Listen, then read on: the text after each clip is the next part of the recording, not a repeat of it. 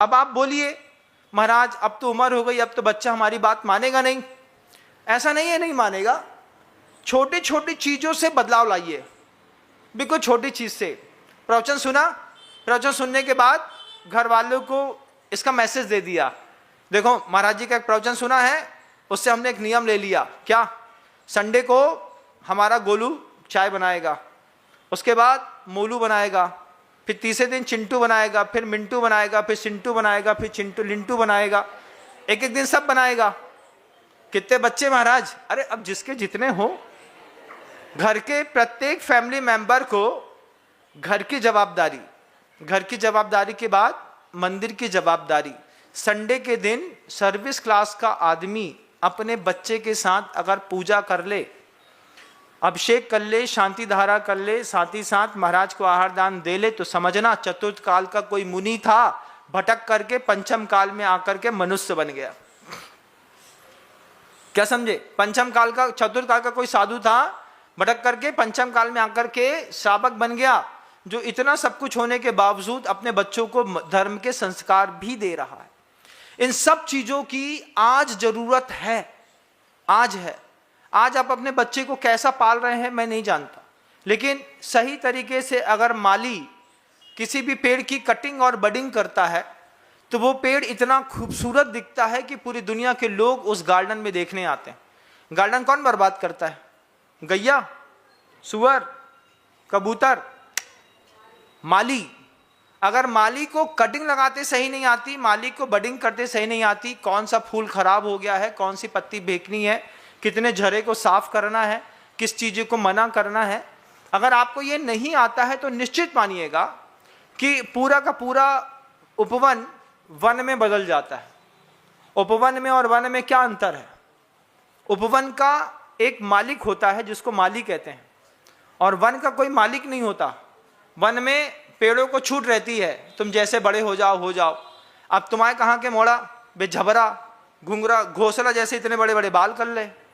अब उनमें आधे जैसे कड़कनाथ मुर्गे की पूंछ के बाल होते हैं ना, सुनहरे, आधे काले, आधे लाल, ऐसे वो छोटी बांधा थे तुम्हारा मोड़ा तो इतने पे आधे भूरे दिखत हैं, इतने आधे काले, आधे लाल दिख रहे हैं, जैसे कड़कनाथ का मुर्गा सिर पे बैठा लिया हो। इसमें कोई रेगुलेशंस रूल्स हैं कि नहीं? घर के अंदर था, कलम इतनी सी चलती थी।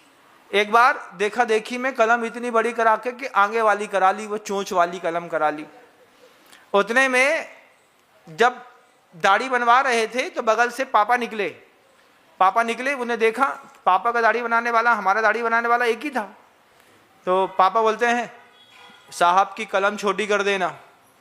हमने ऐसे ही बोले तो ये कौन बोला? जैसे मैंने बोले तो ये कौन बोला, और देखा कि पापा ने फिर मुंडी सीधी कर ली। पापा खड़े होकर के बोलते हैं रम्मू इसकी कलम छोटी कर दो, जे महाजन से कहीं और जाना चाहते हैं। तो उनने सट, भैया पापा बोल गए हैं, क्या करना है? हमने कहा कर दो, और क्या है, गाल तुम्हारे हाथ में है, उस्तरा तुम्हारे हाथ में है, हम तुम्हारे हाथ में है, पापा तुम्हारे हाथ में है, चला दो। उसने चला करके उसको सीधा कर दिया, फिर शरीफ हो गए। तो माता पिता बच्चों के ड्रेसिंग सेंस पे भी ऑब्जेक्शन खड़ा करते थे, क्वेश्चन मार्क खड़ा करते थे, दूर से खड़े होकर के देखते थे कि क्या स्टाइल है, क्या है, कैसा लुक का स्टैंडर्ड है। आज आप देखते नहीं होंगे। अब तुम्हारा बच्चा घोंसला जैसे इतना बड़ा घुंघराले बाल करके करली हेयर कर लिया, उसमें चिड़िया घुस जाए तो फंस जाए बेचारी, निकल ही ना पाए। इस बाल के गुच्छे से निकले तो इस बाल में घुस जाए। ऐसे भी घोंसले वाले बच्चे होते हैं, आपके घर के अंदर भी होंगे। लेकिन छोटी उम्र में जब तक लास्ट कंट्रोल कर सकते हैं करिएगा। जिस दिन लगे कि आज के बाद ये कंट्रोल के लायक नहीं रहे, उस वक्त तक आप अपने बच्चे को इतना अच्छा सिखा और बना चुके होंगे कि उसके बाद आप अपने बच्चे से कुछ ना भी कहेंगे तो भी बच्चा आपका रह करके आपके साथ जीवन भर काम आएगा। बंधुओं, आज देश को इस तरीके के पारिवारिक माहौल की आवश्यकता है। हम बिजनेस क्लास के लोग हैं, धैर्य के साथ आप मुझे सुनते हैं, इस बात के लिए अंतर्मन से आपको साधुवाद देता हूं। लेकिन ये भावना भी करता हूं कि अगर आपके घर के अंदर ऐसा माहौल नहीं है तो कृपया बनाइए, छोटी छोटी चीज़ों से बनाइए, बच्चों को छोटी छोटी चीज़ों में अपडेट करिए। बच्चे छोटी छोटी चीज़ों में अपडेट हो जाएंगे।